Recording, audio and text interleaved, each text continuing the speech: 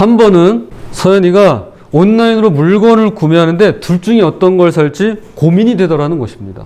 그래서 주연이에게 도움을 받고자 보여주면서 말했습니다. 오빠, 둘 중에 어떤 게 더 괜찮은 것 같아? 라고 물었답니다. 주연이는 동생을 위하는 순수한 마음으로 글쎄 내가 보기엔 이게 좋을 것 같은데 하면서 하나를 골라줬습니다. 그 순간 서연이는 두 번 생각할 것도 없이 옆에 있는 다른 걸 얼른 장바구니에 담아 바로 결제를 해버렸다는 것입니다. 깜짝 놀란 주연이가 이렇게 말했습니다. 너 답정너구나. 지난주 서연이가 얘기해준 내용을 바탕으로 제가 재구성해봤습니다. 답정너, 본인의 답은 이미 정해져 있고 너는 그냥 대답만 하면 돼 라는 뜻의 줄임말이죠. 하나만 더 예를 들어보겠습니다. 오랜만에 부모님 댁에 가면 어머니께서 손수 차려주시는 음식을 먹을 때가 있습니다. 그러면 항상 물어보시는 말씀이 얘 어때? 맛 괜찮니? 라는 거예요. 그때마다 저의 대답은 늘 한결같습니다. 얘 너무 맛있어요. 사실 저희 집안의 불문율 중에 하나가 짜니, 맵니, 싱겁니, 맛없니 이런 말은 할 수도 없고 감히 입에 담아서도 안 됩니다. 언젠가 한번 실수로 그런 말을 했다가 밥을 못 얻어 먹을 뻔한 적이 있기 때문에 늘 조심 또 조심합니다. 그러다가 한 번은 자동응답기처럼 먹어보지도 않고 너무 맛있어요 라고 대답한 걸 들킨 적도 있더랬습니다. 그런 의미에서 저희 어머니 또한 답정너이십니다. 답은 이미 정해져 있어. 너는 그냥 맛있다고 대답만 하면 돼 라는 거죠. 사실 물건 하나 구입하는데 답정너는 크게 문제되지 않습니다. 내가 원하는 거 내가 선택해서 내가 결정하겠다는데 이게 무슨 큰일 되겠습니까?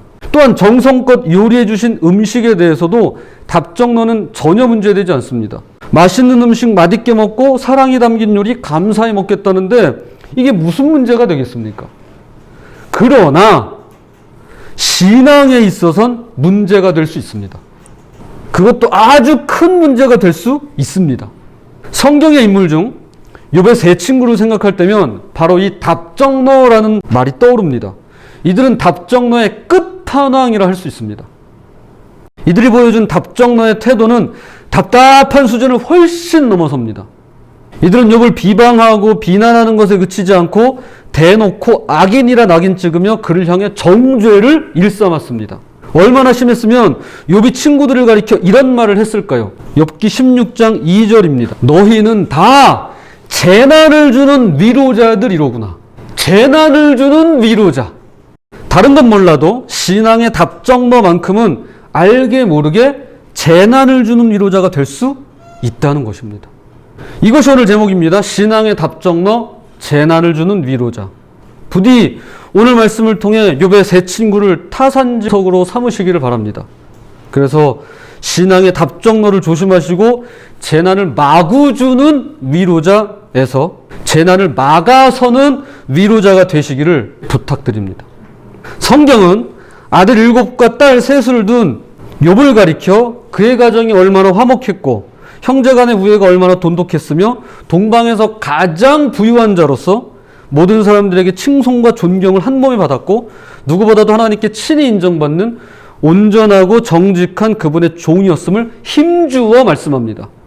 그러나 이 모든 것은 태양빛을 받은 아침 안개처럼 그리고 바람에 흩날리는 보잘것없는 먼지와 같이 눈 깜빡할 사이에 모두 사라지고 맙니다. 가정도 사랑도 우애도 부유함도 칭찬과 존경도 언제 그랬냐는 듯이 모두 사라지고 없습니다. 오직 하나님을 향한 믿음만을 간직한 채 고난 가운데 홀로 있는 그때 황망한 소식을 전해드린 세 친구 엘리바스, 빌닷, 소발은 먼 길을 마다 않고 욥에게로 한 걸음에 달려옵니다. 욥기 2장 13절입니다. 밤낮 7일 동안 그와 함께 땅에 앉았으나 욥의 고통이 심함을 보므로 그에게 한마디도 말하는 자가 없었더라.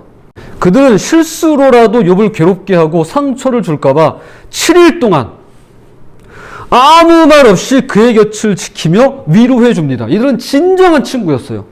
찐친이었습니다.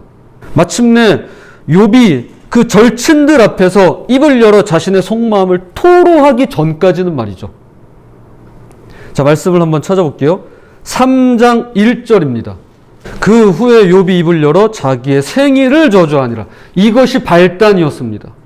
욥의 이 말 한마디를 시작으로 3장에서 무려 31장까지 이 세 친구들은 100마디, 1000마디를 쏟아내며 있는 말 없는 말을 다 가져다 신앙의 언어 폭력을 가합니다.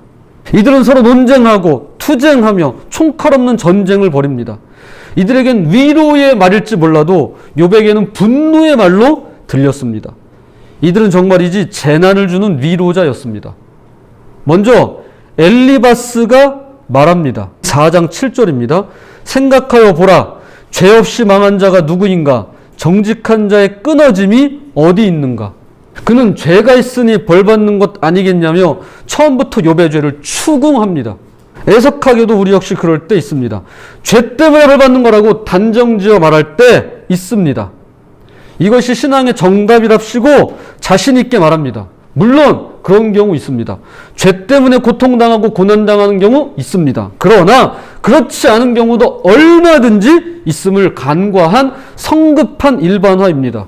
이번엔 빌닷이 말합니다. 욥기 18장 21절입니다. 참으로 불의한 자의 집이 이러하고 하나님을 알지 못하는 자의 처소도 이러하니라. 욥이 불의하기 때문에 너의 가정이 풍비박산났고 하나님을 알지 못하기 때문에 집안이 망했노라며 단정짓습니다. 어리석게도 우리 역시 그럴 때 있습니다. 하나님을 알지 못해서 그런 거라며 쉽게 말하는 경우 있습니다. 저는 그런 분들에게 되묻고 싶습니다. 그럼 언제쯤 돼야 하나님을 충분히 알 수 있을까요? 라고 말이죠. 그분에 대한 우리 지식이라고 해봐야 오대양 전체 바다 중에서 물 한 방울조차도 되지 않을 것입니다. 뒤이어서 소발이 말합니다. 욥기 20장 19절, 27절, 28절입니다. 이는 그가 가난한 자를 학대하고 버렸으며 자기가 세우지 않은 집을 빼앗음이니라. 하늘이 그의 죄악을 드러낼 것이요 땅이 그를 대항하여 일어날 것인즉 그의 가산이 떠나가며 하나님의 진노의 날에 끌려가리라. 그동안 위선적인 욥이 가난한 자를 학대하고 남의 것을 갈취해 왔는데 이번에 그의 죄악이 낱낱이 드러나면서 하나님이 진노를 내려 전 재산을 다 날렸다라는 것입니다. 나도 모르게 우리 역시 속으로는 다른 이들을 향해 이런 생각할 수 있습니다. 그동안 눈에 띄지 않게 남모르게 죄은지가 있어서 그랬던 거겠지? 그게 틀림없어 라고 말이죠. 그러니 하나님께서 벌 주신 게 마땅해 이렇게 말입니다. 물론 사실일 수 있습니다. 남모르게 지은 죄 때문에 아직까지 발각되지 않았기 때문에 이제야 비로소 하나님께 벌받은 것일 수 있습니다. 그러나 아닐 수도 있습니다. 거짓 뉴스, 가짜 뉴스는 과거에나 지금이나 얼마든지 있으니까요. 그런데 이게 끝이 아닙니다.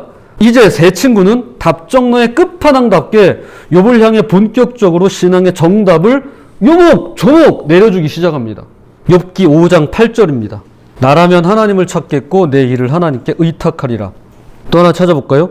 욥기 22장 21절, 22절, 29절입니다. 너는 하나님과 화목하고 평안하라. 그리하면 복이 내게 임하리라. 청하건대 너는 하나님의 입에서 교훈을 받고 하나님의 말씀을 내 마음에 두라. 사람들이 너를 낮추거든 너는 교만했노라고 말하라. 하나님은 겸손한 자를 구원하시리라. 이런 거예요. 욥, 나라면 하나님 찾겠어. 하나님께 맡겨드려. 하나님과 화목하고 평안함을 구해. 그러면 복받아. 말씀을 받아야 돼. 하나님의 말씀을 마음에 새겨 넣으라고. 너가 교만해서 그래. 하나님은 겸손한 사람을 구원하셔. 여러분 이런 걸 전문용어로 이렇게 얘기합니다. 염장 지른다. 이들은 욥의 상처를 향해 소금을 뿌려대고 있습니다. 그리고 상처 주는 말들을 서슴없이 뱉어냅니다. 욥기 8장 4절에서 7절을 한번 찾아보겠습니다. 내 자녀들이 주께 죄를 지었으므로 주께서 그들을 그 죄에 버려두셨나니 너가 만일 하나님을 찾으며 전능하신 이에게 간구하고 또 청결하고 정직하면 반드시 너를 돌보시고 내 의로운 처소를 평안하게 하실 것이라. 내 시작은 미약하였으나 내 나중은 심히 창대하리라. 너무나도 유명한 말씀이죠. 그러나 빌닷의 이 말은 당신 자녀들이 죄 지어서 그런 거지 로 시작합니다. 이것은 욥에게 더 깊은 상처를 주었을 테고 고통을 가중시킬 뿐이었습니다. 그리고 여기에 쐐기를 박는 말 한마디. 욥기 15장 10절. 우리 중에는 머리가 흰 사람도 있고 연로한 사람도 있고 내 아버지보다 나이가 많은 사람도 있느니라. 나이가 깡패라고 그런 말 들어보셨나요? 나이가 깡패. 이제는 욥에게 너 몇 살이야? 라면서 나이로 밀어붙입니다. 자, 정답만 얘기합니다. 거기에 자녀들까지 자녀 죄 지어서 그래 라고 얘기합니다. 거기에다 나이가 깡패라고 이제는 너 몇 살이야? 나이로 밀어붙입니다. 아주 그야말로 답정너의 종결자입니다. 교우 여러분, 이 중에 틀린 말 있나요? 우리가 지금 찾아서 읽어본 함께 나눈 말씀 중에 틀린 말 있나요? 아닙니다. 하나같이 다 맞는 말, 다 옳은 말 뿐입니다. 그런데 그게 문제예요. 여러분, 그게 문제예요. 때로는 정답이 더 큰 문제를 야기시킵니다. 더 큰 고통을 가져와요. 자, 오늘 본문입니다. 욥기 6장 25절입니다. 옳은 말이 어찌 그리 고통스러운고 너희의 책망은 무엇을 책망함이냐. 욥은 그의 고난을 충분히 고통스러워합니다. 그런데 친구들이 내려주는 정답 때문에 더 고통스러워합니다. 우리는 누군가의 친구로서 정답을 내려주고자 하는 강한 유혹에 빠질 때가 많습니다. 아파서 병원에 입원하거나 친구가 죽어서 상심하거나 일자리를 잃는다거나 사랑하는 사람과 헤어진다거나 우울증에 빠진다거나 당황하여 어쩔 줄 모른다거나 종류를 막론하고 곤경에 처하는 순간 문제가 무엇이고 어떻게 해야 나아질 수 있는지 설명하려 들기 시작합니다. 마치 죽음의 독수리가 모이듯 고난당하는 사람들 주위에는 이렇듯 해결사들이 모여듭니다. 다행인지 불행인지 교회 안에는 정답을 내려주고 싶어하는 해결사들이 많이 있습니다. 믿음의 선배들과 직분자들도 그러하지만 특히 저 같은 목회자들은 정답을 내려주고 싶은 유혹에 빠질 때가 누구보다도 많습니다. 그러나 교우 여러분, 부디 정답으로 무장한 신앙의 답정너를 조심하시기 바랍니다. 욥이 바라고 원하는 것은 정답이 아니었습니다. 성경 곳곳에 욥은 나도 알아, 나도 알아, 나도 안다고 라고 외칩니다. 욥이 원하는 것은 정답이 아니었어요. 친구들의 진심 어린 동정이었습니다. 자, 오늘 말씀입니다. 욥기 6장 14절입니다. 낙심한 자가 비록 전능자를 경외하기를 저버릴지라도 그의 친구로부터 동정을 받느니라. 욥이 원하는 것은 정답 아니었습니다. 동정이었습니다. 한동안 저는 제 아내가 무슨 문제가 있다고 말을 하고 한숨을 쉬면서 고민을 털어놓을 때마다 정답을 내려주고자 애를 썼던 적이 있습니다. 뭐하러 고민해? 그건 이렇게 하면 되겠네. 여자를 꼭 붙이거든요. 라던가 그렇게 걱정되면 하지 마. 라든가 이제 이렇게 정답 내리기 바빴습니다. 그런데 제 아내가 하루는 정색을 하면서 말하더라고요. 본인은 그걸 원하는 게 아니라고 말이죠. 여자는 그걸 원하는 게 아니라는 겁니다. 여성은 그걸 원하는 게 아니래요. 들어주고 받아주고 이해해주고 같이 고민해주고 공감해주면 그걸로 된다는 겁니다. 답은 너가 내리지 말라는 거예요. 답 다 알고 있으니까 답은 너가 내리지 말라는 거예요. 아닌 성도님 맞나요? 맞아요? 예. 네. 그냥 이야기 들어보고 들어주고 함께 생각해보고 서로 대화 나누자는 거예요. 그러다 보면 아주 자연스럽게 어떤 결론에 도달하게 되고 나름의 정답이 도출되는 것을 경험했습니다. 물론 여러 차례 시행착오를 겪긴 했지만 지금은 어떤 경우에라도 제가 함부로 답을 내리지 않습니다. 여기 친구들에게 바라는 것은 정답이 아니었습니다. 그는 아픔과 상처에 공감해주는, 싸매주는, 위로해주고 보듬어주는 동정을 원한 것이었습니다. 그러므로 고통 가운데 계신 분들을 향해 우리가 가져야 될 태도는 첫 번째, 정답과 더불어 따뜻한 감정을 표현하는 거예요. 여러분, 따뜻한 감정을 표현하셔야 됩니다. 물론 말씀에 근거한 정답, 답이 있어야겠지만 그것만으로는 충분하지 않습니다. 그 속에는 반드시 따뜻한 감정이 함께 있어야 합니다. 그리고 그것을 표현해야 합니다. 욥의 세 친구는 이 점에 있어서 실패했습니다. 그러다 보니 도움은커녕 아픔이 되었고 정답은커녕 정죄만 남더라는 것입니다. 유대인들에게 선지자 하면 엘리야입니다. 엘리야 하면 선지자. 엘리야만한 능력의 선지자가 없었습니다. 한 번은 엘리야 혼자서 바알 선지자 450명과 아세라 선지자 400명, 도합 850명의 2단 선지자들과 맞대결을 펼친 일이 있습니다. 어떤 신이 진짜 신인지 한번 겨뤄보자는 것이었습니다. 결국 엘리야가 기도할 때 하늘에서 불이 내려왔고 그렇게 하나님만이 참 신임을 증명합니다. 그 사건이 있는 바로 직후에 3년의 기근이 끝나면서 비가 내리기 시작하는데 아합 왕이 이 마차를 타고 가고 있는데 하나님의 능력이 임한 엘리야가 그 마차를 앞질러서 뛰어갑니다. 엘리야는 그런 사람이었습니다. 하나님이 붙드시는 능력의 선지자였습니다. 말보다 빨리 달리는 순간이 있었어요. 하나님의 능력을 받아서. 그럼 그가 이세벨 왕비의 살인 예고장을 전달받던 날 얼굴이 새하얘져서는 겁을 집어먹은 채로 광야로 도망칩니다. 빼요. 그러면서 기도하기를 왜 내게 이런 시험과 고난을 주십니까? 라면서 이럴 거면 자기를 죽여달라고 합니다. 욥도 이런 기도 하잖아요. 생일을 저주하면서 아예 처음부터 죽어서 태어났으면 좋았을 거라고 하잖아요. 하나님께서 이런 엘리야를 어떻게 다루셨을까요? 말씀을 한번 찾아보겠습니다. 열왕기상 19장 5절 6절입니다. 로뎀나무 아래 누워 자더니 천사가 그를 어루만지며 그에게 이르되 일어나서 먹으라 하는지라. 본즉 머리맡에 숯불에 구운 떡과 한 병 물이 있더라. 이에 먹고 마시고 다시 누웠더니. 하나님께서 가장 먼저 하신 일이 천사를 통해 엘리야를 위로하시고 필요를 채워주신 것입니다. 여러분 보세요. 그런 엘리야를 발로 툭툭 차면서 야 일어나! 야 일어나! 안 하세요. 기상! 일어나는 말이야. 자빠져 잠이나 자자. 죄송합니다. 저희 방학 때 주연이 어떻게 잠 잘 자고 있나? 네. 서윤이 잘 자고 있어요? 네. 저 같지 않아요. 지금 하나님은. 여기 보세요. 천사를 시켜가지고 어루만지면서 말해요. 일어나서 이거 먹어. 이게 하나님이세요. 하나님에게 왜 정답이 없었겠습니까? 누구보다도 할 말이 많고 가르칠 게 많으셨겠죠. 정답 중에 정답을 갖고 계실 겁니다. 그런데 가장 먼저 하신 일은 그를 어루만지며 위로해 주십니다.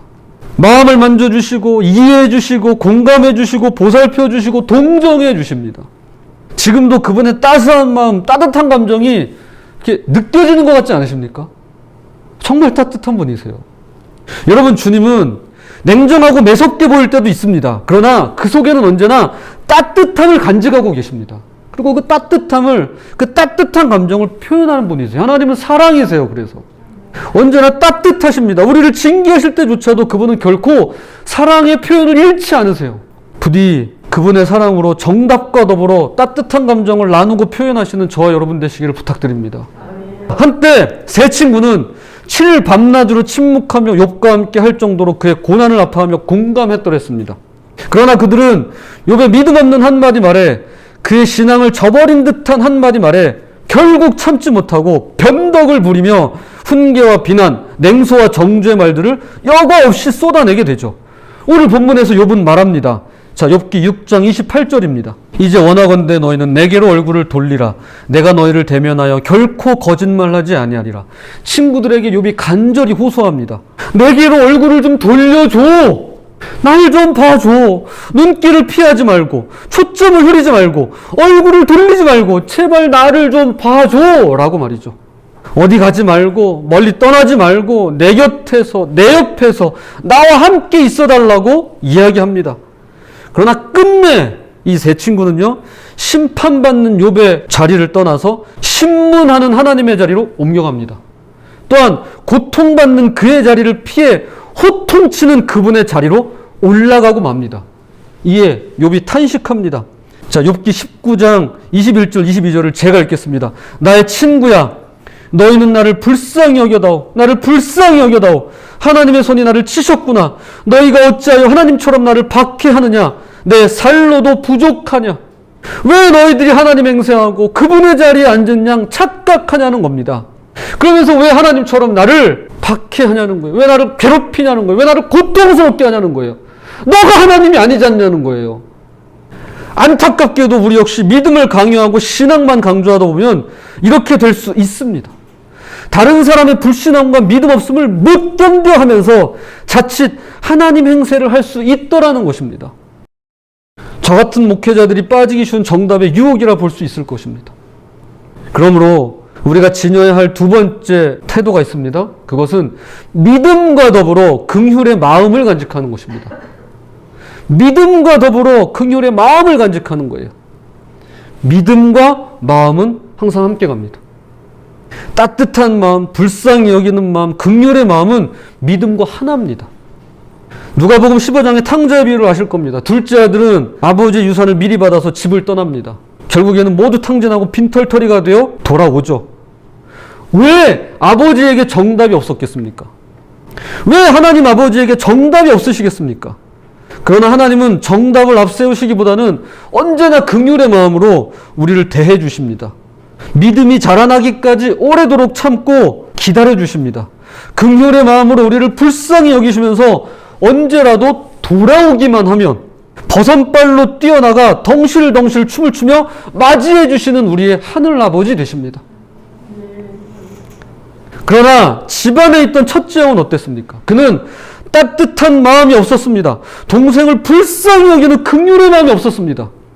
그는 집단한 동생이 돌아오는 것을 알고 대모합니다. 그리고 동생이 있는 집 안으로 들어가기를 거부합니다. 나 그 집 안 들어가요. 딱 잘라서 집에 들어가질 않아요. 그때 아버지가 어떻게 했습니까? 왜 아버지에게 정답이 없었겠습니까? 왜 하나님 아버지에게 정답이 없으시겠냐고요. 그러나 아버지는 이때도 긍휼의 마음으로 첫째 아들을 품어줍니다. 자, 말씀 한번 찾아보겠습니다. 누가복음 15장 31절입니다. 아버지가 이르되 예 너는 항상 나와 함께 있으니 내 것이 다 내 것이로되. 자, 말씀의 결론 맺겠습니다. 결국 신앙의 답정너라는 것은 내가 하나님의 자리에 오르고자 하는 모든 시도라고 할 수 있습니다. 결국 이건 우상입니다. 욥의 세 친구들이 했던 일이 바로 이것이죠. 그들의 언행심사가 모두 그러합니다. 이들은 욥에게 있어 재난을 마구 주는 위로자였습니다. 그러나 하나님은 정반대의 일을 하셨습니다. 그분은 우리를 벌하시거나 멸하시기는커녕 인간의 자리로 내려오셨습니다. 욥의 친구들이 올라갔다면 하나님은 내려오셨습니다. 그것도 가장 낮은 죄인의 자리로 내려오셔서 사람이 되셨습니다.